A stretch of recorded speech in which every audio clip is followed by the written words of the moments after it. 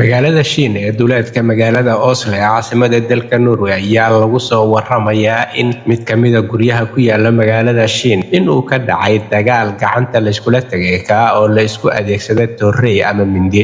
Dagaalkan oo dhexmaray 3 dhalinyaro ah ayaa lagu soo waramayaa in 2 ka mid ah torrey la dardaray oo dhaawacyo kala duwan loo geystay, waliba lugaha iyo gacmaha uu dhaawacyo ka soo gaaray sida ay boolisku sheegeen. Midka saddexaad oo ahaa kan ugu weyn ee qaangaarka ah ayaa lagu soo waramayaa in ay booliiska hadda xireen oo ay xabsiga u taxaabeen, halka 2 kale ee dhalinyarada ama da'yarta ah loola cararay isbitaalka ku yaala magaalada Shiin ee duleedka magaalada Oslo.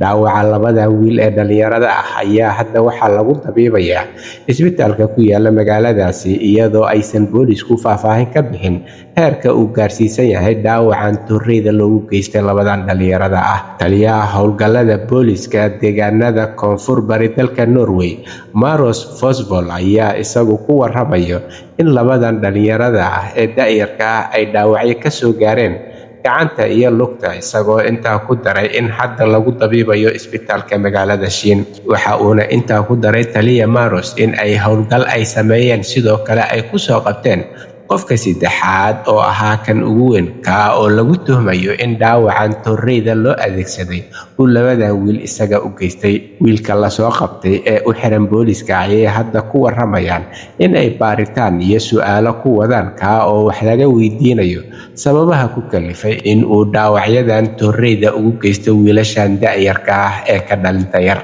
Booliiska ayaa sheegay in ay hadda kiis ka fureen, waxa ayna ku soo waramayaan in uu baaritaan ka socdo, halka qofka dhaawaca geystay ama tuhmanuhuna ay hadda xabsiga ku hayaan. Waxa ayna intaa ku dareen in ay baaritaano adag oo culus ay wadaan si ay arrintan jawaab cad uga bixiyaan. Waxa ayna sheegeen in hadda 2 wiil ee dhalinyarada ah lagu dabiibayo isbitaalka magaalada Shiin, halkaasoo lagula tacaalayo. Booliiska ayaa sheegay marka ay cadeymaha iyo baaritaanada soo gabagabeeyaan ay faahfaahin dheeri ah ka bixinayaan sida ay wax u dhaceen iyo cidda mas'uuliyadda iska lahayd.